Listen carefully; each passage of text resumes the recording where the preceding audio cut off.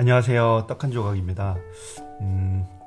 오늘은 예배, 하나님께 마땅히 가치를 올려드려야 되고 예배를 하고 하나님께 경배를 올려드려야 되는데 하나님처럼 똑같이 하나님을 찬양하고 하나님을 제일 가까운 곳에서 찬양하고 예배하다가 자기가 예배받고 싶어져서 자기가 높아지고 싶어서 타락하여 천상의 세계에서 쫓겨난 어둠의 권세 사탄이 있는데, 그들이 지금 우리 사람에게 자기가 하나님보다 더 높이 많이 경배받고 싶어하고 예배받고 싶어서 사실은 하나님의 예배와 사탄에게 예배와 이 세상은 딱 두 가지밖에 존재하지 않아요. 하나님에게 예배하느냐 사탄에게 예배하느냐. 사실 그냥 단순하게 내가 세상의 어떤 것을 쫓는 건데 아닙니다. 그게 사탄에게 경배하는 겁니다.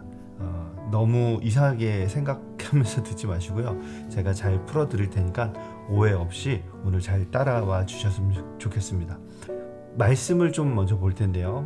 창세기 1장 26절에서 28절인데 1장 26절에 보면 하나님께서 바다의 물고기와 하늘의 새와 가축과 온 땅과 땅에 기는 모든 것을 다스리게 하자 하시고, 성부, 성자, 성령 이 세 분께서 우리가 우리 형상을 따라 사람을 만들고 그리고 나서 그들에게 어떠한 권한과 권세와 어떠한 소유권을 부여할 것인지를 하나님께서 정하시는 장면이에요. 그래서 실제로 우리를 창조 전부터 우리에게 모든 통치권을, 이 지구상과 이 하늘의 모든 통치권을 주고자 하나님께서 의논하셨다는 걸 아셔야 됩니다. 그 이후에 창세기 1장 또 29절 30절 이어서 보면 하늘과 땅과 바다와 물고기와 새와 땅이 움직이는 모든 것뿐만 아니라 온 지면에 씨 맺는 채소, 그리고 씨 가진 열매 맺는 모든 나무, 이것 또한 사람에게 부여된 권한이었어요. 그리고 또 땅의 모든 짐승과 하늘의 모든 새와 생명이 있어 땅에 기는 모든 것에게 내가 모든 푸른 풀을 먹을 거리로 주노라 하시니 그대로 되니라. 하나님이 우리에게 모든 음식과 모든 것까지 다 주셨습니다. 마귀가 이렇게 꼬시죠. 너희가 그 하나님께서 금하신 선악과를 먹는 날에 너희 눈이 밝아져서 하나님과 같이 선악을 알 줄 하나님이 아심이라. 너네 하나님이 이거 먹으면 너네도 똑같이 하나님처럼 되기 때문에 하나님은 못 먹게 한 거야. 하나님이 탐심과 하나님이 시기심으로 너희들도 똑같이 하나님 될까봐 못 먹게 한 거야. 이거 먹어봐 하니까 그 말에 미혹이 되죠. 사실은 이 전략은요, 마귀가 자기 자신이 타락했던 과정과 그 방법이었었어요.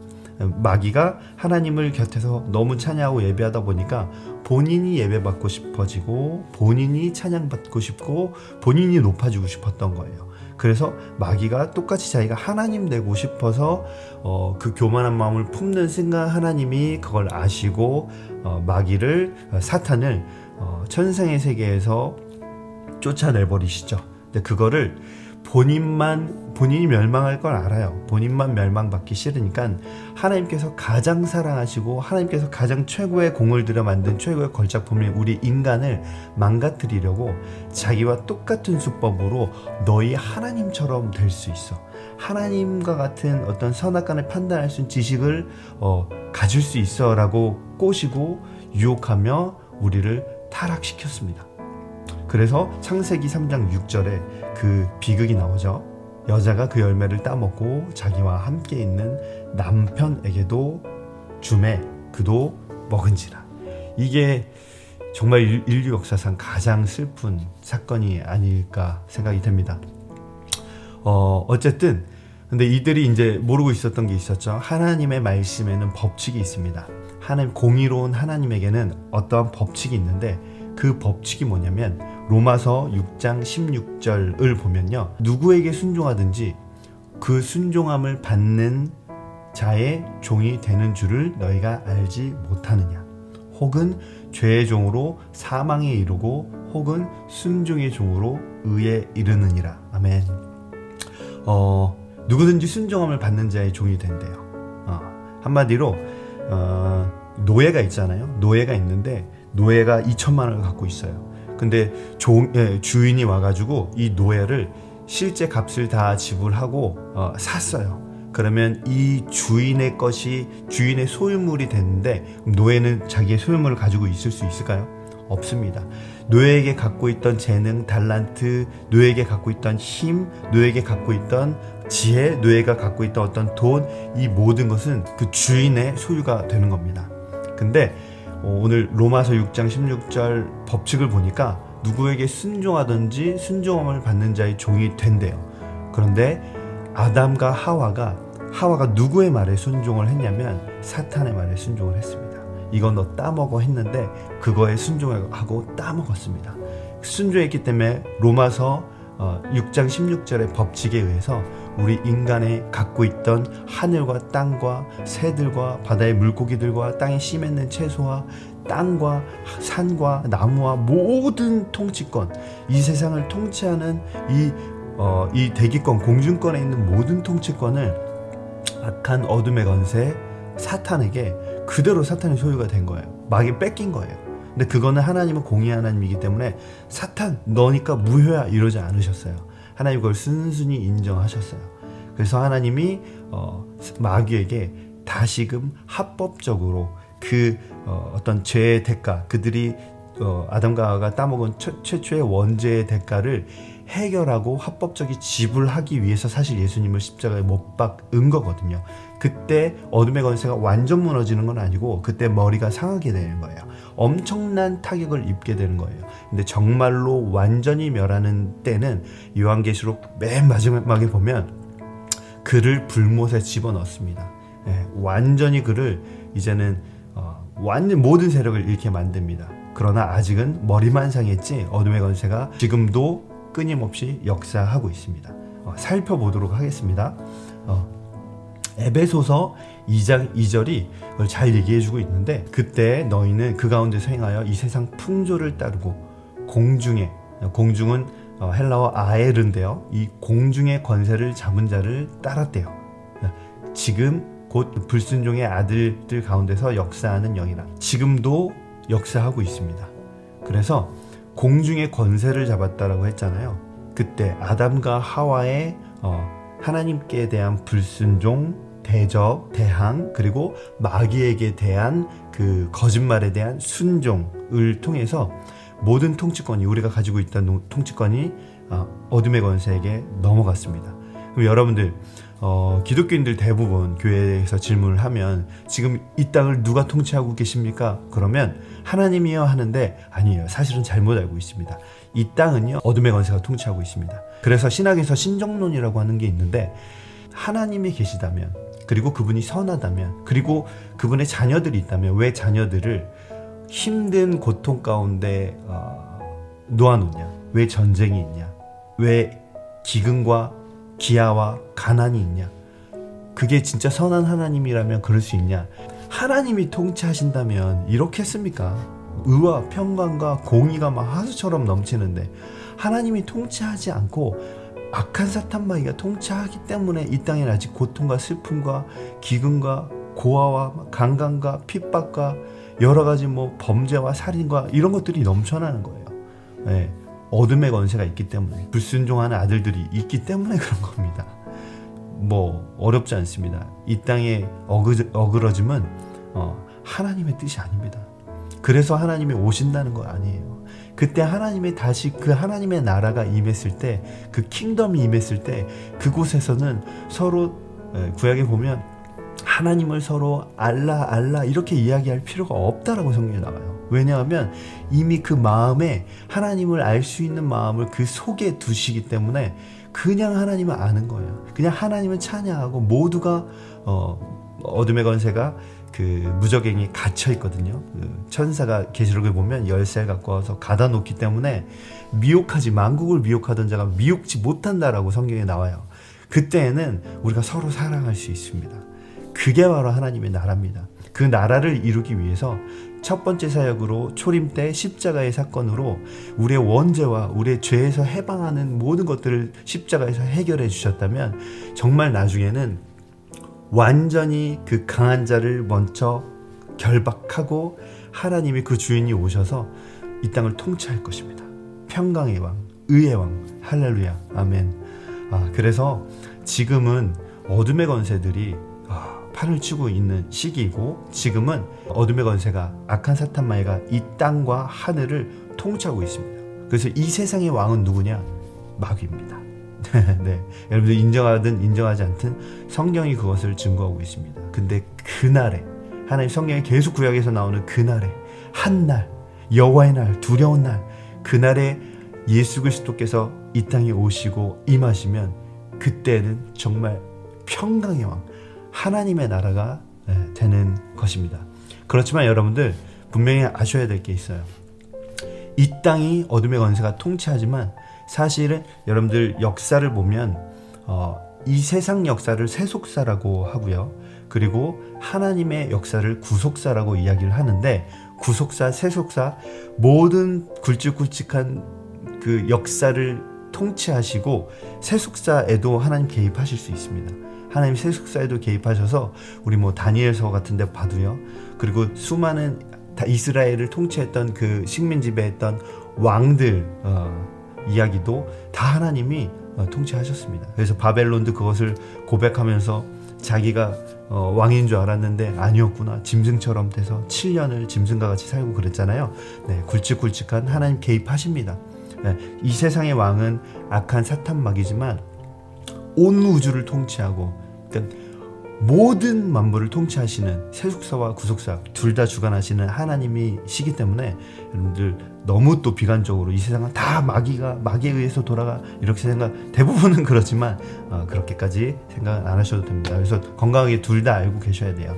이 세상에 법적으로 그 통치는 우리에게 위임이 되었지만, 모든 통치가 우리가 불순종의 영을 순종하는 순간 그에게 넘어갔고요. 그 권세를 가지고요, 이 세상의 통치, 만국의 통치권을 자기한테 있잖아요. 그걸 갖고 예수님한테 극딜을 합니다.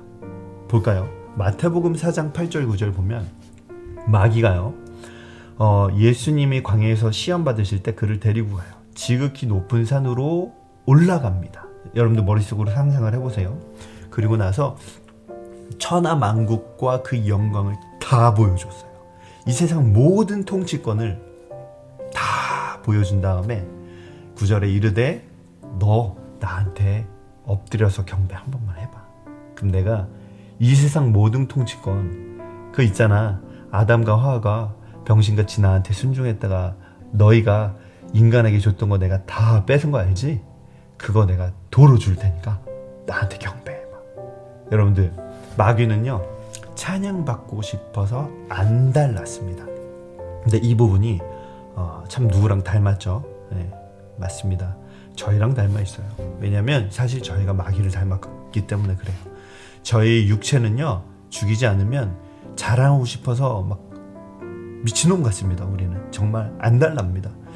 하루를 마무리하고 이제 하나님 앞에 이제 앉아서 기도를 하려고 이렇게 묵상을 하고 있으면 너무나 끔찍해요. 소름이 끼칠 정도로, 오늘도 내가 이렇게 교만했구나, 오늘도 내가 이렇게 추앙받고 싶어 했구나, 오늘도 내가 높임받고 싶어 했구나.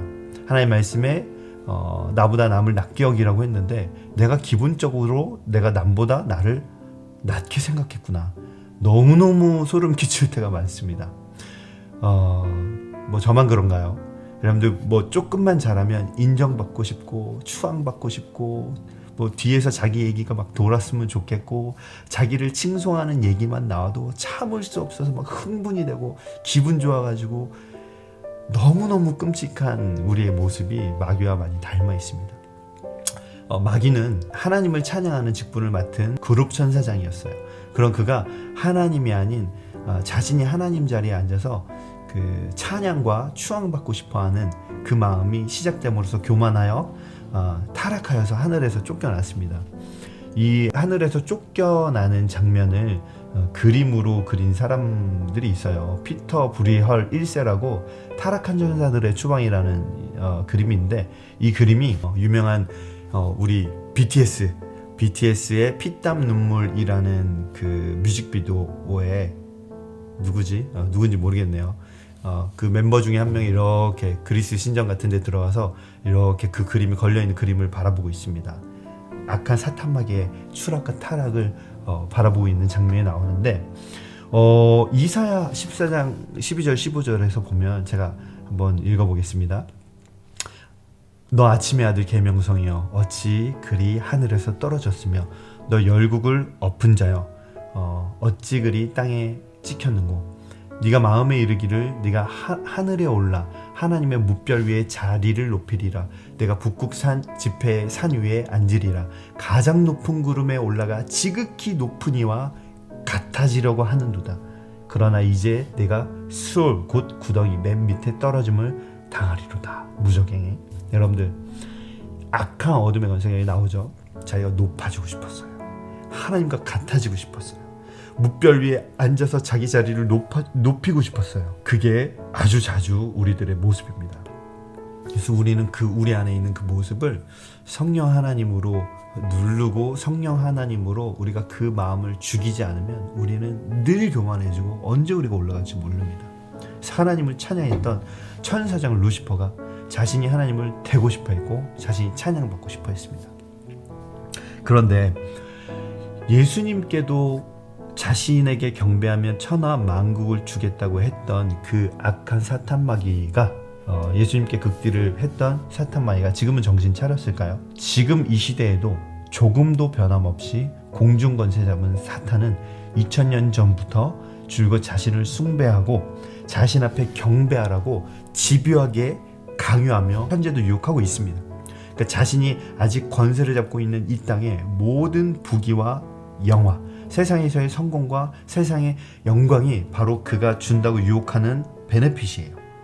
근데 수많은 사람들이, 억만장자들이, 훌륭한 가수들이, 유명한 문학가들이, 음악가들이 자신의 능력치를 인간이 할 수 있는 정말 혼의 영역에서 할 수 있는 모든 것을 끌어올렸는데도 그 탐심으로 말미암아 그 이상의 것을 갖고자 할 때에 악마와 계약을 합니다. 일종의 거래인데 악한 영적인 기운을 받아서 그 분야에서 정말 최고가 됩니다. 그럼으로써 악마에게 경배함으로써 그들이 얻는 베네핏은 예수님에게 했던 것처럼 천하만국의 영광이에요. 그들이 유명세를 떨치고요. 이 엄청난 거부가 돼요. 그걸 좀 이제 살펴볼 건데 여러분들 이 이야기가 그냥 비현실적이거나 믿기지 않거나 음모론이거나 이상하게 들릴 수 있지만 아닙니다. 여러분들 그 독일의 괴테라는 사람 알죠? 유명한 철학가이자 작가이자 글 쓰는 작가였어요. 그리고 정치가였는데 파우스트라는 소설을 펴냈었어요. 이 파우스트가 원래 요한 파우스트 박사의 이야기라는 원래 돌아다니던 이야기들을 갖다가 정말로 완성도 높게 한 건데 결국은 이게 악마와의 거래에 대한 얘기예요. 쉽게 얘기해서 마귀가 줄 수 있는 세상, 영광, 부, 명성 등을 주기로 해서 자신 앞에 엎드리고 자신만을 숭배할 것을 했고 그는 그의 영혼을 가져가기로 했습니다. 결국은 목적은 이 내용을 제가 찾아봤는데 그걸 자세하게 얘기해 드릴 필요는 없을 것 같아서 이 사탄의 목적은 결국은 그 영혼을 파멸, 그러니까 자기가 들어갈 그 영원한 불못에 함께 끌고 가고 함께 들어가고자 지금도 인간들을 유혹하고 예수님께 유혹했던 것처럼 천하만국을, 영광을, 돈을 줄 테니까 명성과 부와 명예와 모든 걸 줄 테니까 나를 경배해, 나를 숭배해 라고 이야기하고 있습니다. 그리고 이것은 사실 옛날 얘기가 아니라 현재도 일어나고 있는 일인데 현재 어떻게 뮤지션들한테, 어떻게 작가들한테, 어떻게 마귀가 거래를 제한하고 하는지를 전 사실 이걸 되게 예전부터 알고 있었는데 저는 그렇게 알고 필요하다면 그렇게 가르쳐 왔어요. 근데 이거를 사실 어떻게 명확하게 증거나 이게 이야기할 수 있는 부분들이 없었는데 제가 얼마 전에 새롭게 소설을 보다가 한 2편 정도에서 이런 걸 다루고 이야기를 하길래 너무 좋은 교보제가 될 것 같아서 제가 2부에서 그것도 보여드리고요. 2부에서 여러 가지 시청각 자료, 주로 이제 영상 참고 자료를 볼 텐데 그걸 보면서 제가 하나하나 설명해주면 여러분들 정말 깜짝 놀라실 겁니다. 예배가 정말 전쟁이구나. 하나님 아니면 사탄을 선택하는 거구나. 이 둘 중 하나의 기로에 우리가 언제나 놓여 있구나 생각이 드실 거고, 우리 언제나 하나님을 사랑으로 선택해야 될 줄 믿습니다. 2부에서 만나도록 하겠습니다. 오늘도 예배 승리하시고 다음 시간에 뵙도록 하겠습니다.